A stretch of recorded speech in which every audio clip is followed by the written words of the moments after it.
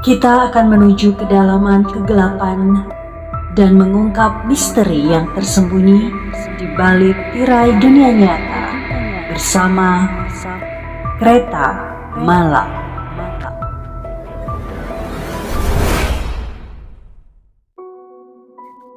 Kali ini saya akan mengajak Anda untuk menuju kisah teror hantu di belakang jok mobil bagian 1. Kisah ini bersumber dari Twitter Ibu Rumah Tangga 9. Kejadian bermula ketika seorang pria bernama Krishna yang bekerja sebagai sales di sebuah perusahaan rokok terbesar di Indonesia baru saja mendapatkan bonus dari kantornya. Ia mendapatkan bonus karena berhasil mencapai target yang telah ditetapkan perusahaan. Berhubung bonus itu terbilang lumayan, ia pun berencana untuk membeli sebuah mobil. Krishna saat ini tengah memiliki seorang istri yang sedang hamil muda. Karena ingin memanjakan istri yang memang hamil muda, ia pun membeli sebuah mobil dengan harga yang pas di kantong. Dirinya berencana untuk membeli sebuah mobil dengan kondisi bekas, agar bisa lebih murah dan dapat dibayar dengan cash. Singkat cerita, Krishna menemukan mobil yang pas di hati dan budget. Krishna membeli mobil tersebut dari seorang bapak-bapak yang sedang membutuhkan uang. Karena dirasa cocok dan pas, akhirnya Krishna bersepakat dengan bapak tersebut. Awal mobil tersebut datang ke rumah pasangan baru menikah tersebut, mereka berdua sangat senang sekali. Mereka jadi bisa leluasa pergi kemana saja dengan mobil sendiri tanpa memakai mobil kantor. Namun, baru beberapa hari di rumah, mobil si Abu selalu tercium bau amis. Ya, bau amis darah. Mereka selalu mencoba mencari-cari di sela-sela mobil untuk mengetahui sumber dari bau amis tersebut. Yang ditakutkan justru ada binatang yang mati dan mengeluarkan darah. Tapi semua itu tak membuahkan hasil, karena tak ada satupun binatang mati di sela-sela mobil. Bau amis darah itu semakin menyengat ketika sore menjelang malam hari. Krishna pun sering membawa si Abu ke tempat cuci mobil dan diminta untuk diberikan pewangi yang lebih banyak. Namun tetap saja bau amis itu masih tercium ketika sudah sampai di rumah. Selain itu, jika mereka sedang mengendarai mobil di malam hari, selalu saja terdengar suara tangisan bayi, meski suaranya samar-samar. Walau tak begitu jelas, suara tangisan bayi itu cukup mengganggu mereka. Hingga akhirnya Krishna berencana membawa mobil itu ke paranormal atau ke orang yang tahu menyelesaikan permasalahan mobil itu. Karena menurutnya ini bukanlah permasalahan yang biasa terjadi. Tapi karena kesibukan pekerjaan, akhirnya rencana ke paranormal itu selalu diundur-undur. Sampai pada kejadian suatu malam, Krishna harus pulang larut malam karena lembur di kantor sekitar pukul 1 dini hari. Sepanjang jalan pulang, ia terus mencium bau amis darah. Ketika jarak sampai ke rumah tinggal 3 km lagi, entah mengapa bulu kuduk Krishna terasa tegang. Sambil menyetir, Krishna membaca doa terus-menerus. Namun, suara tangisan bayi itu muncul lagi, terdengar lebih jelas dan keras dari sebelumnya. Akhirnya ia pun mulai curiga, ada yang tak beres. Karena merasa ada yang tak beres, ia terus mengecek kaca spion untuk memastikan keadaan. Ketika ketiga kalinya Krishna melihat ke kaca spion, ada sosok wanita sedang menggendong bayi di jok belakang mobilnya. Ia sempat bertatap-tatapan sesaat, hingga akhirnya Krishna harus menginjak rem mobilnya dengan mendadak. Sontak, Krishna langsung keluar dari dalam mobil. Tapi Karena waktu masih tengah malam, di luar pun sangat sepi sekali. Hampir tidak ada orang. Berkali-kali Krishna membaca doa dengan apa yang ia lihat.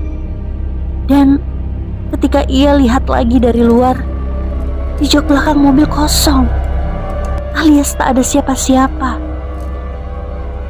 Meski jarak rumah sudah semakin dekat, tetap saja ia bingung harus melanjutkan dengan mengenakan mobil tersebut atau tidak. Setelah menenangkan diri sejenak, Krishna akhirnya memutuskan pulang dengan mengendarai mobil. Sebelum masuk, tak lupa ia membaca ayat kursi terlebih dahulu. Ketika memasuki mobil, Krishna melirik sekitar dalam mobil untuk memastikan tak ada siapa-siapa di belakang jok mobil. Dan memang kosong.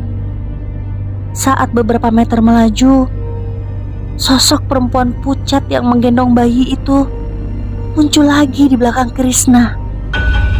Bau amis bahkan semakin menyengat dari yang biasanya. Sontak, ia langsung membaca ayat kursi dengan diteriakkan. Karena Krishna baru pertama kali melihat makhluk tak kasat mata, ia menyetir sambil gemetar dan hampir menangis. Keringat panas dingin keluar di sekujur tubuhnya. Dengan kekuatan gas yang luar biasa, ia langsung memarkirkan mobil tersebut di depan rumahnya tanpa dimasukkan ke garasi. Sesampai di dalam rumah, keringat dingin terus mengucur di tubuhnya. Ia mencoba langsung tidur, tapi tak bisa karena terus dibayangi hantu gentayangan itu. Keesokan harinya, Krishna langsung demam tinggi, sehingga istrinya pun bingung ketika suaminya harus pulang dengan buru-buru dan memarkirkan mobil dengan sembarangan. Krishna tak berani cerita karena istrinya yang sedang hamil muda.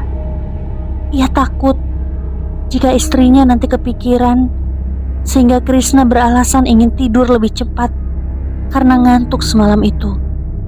Setelah sembuh beberapa hari sakit, Krishna masih trauma untuk menaiki si Abu.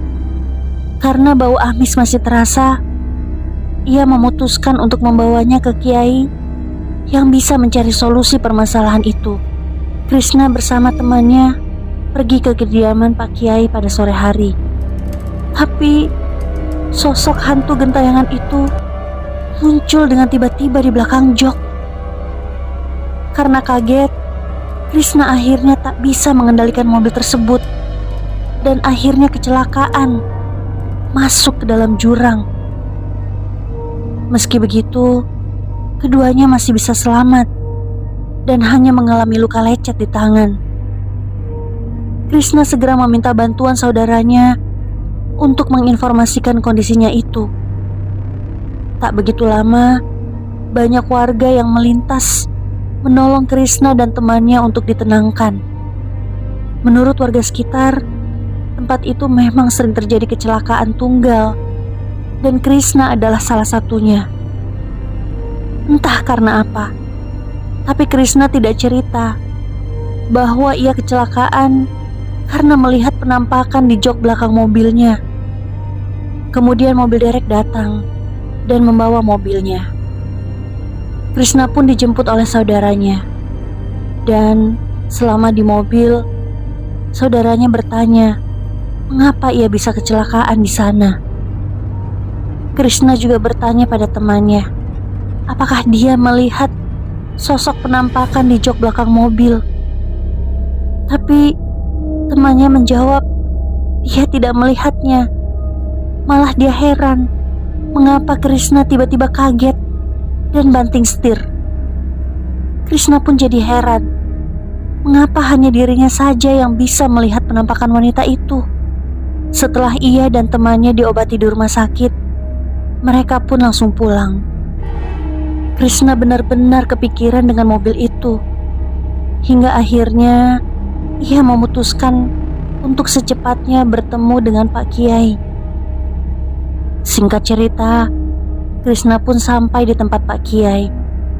Beliau langsung mempersilahkan masuk, dan tanpa basa-basi, Krishna pun langsung menceritakan kejadian demi kejadian yang dialami. Nantikan kelanjutan kisah ini pada episode berikutnya. Ikuti terus perjalanan kereta malam, karena mungkin saja akan membawamu pada kisah yang sama.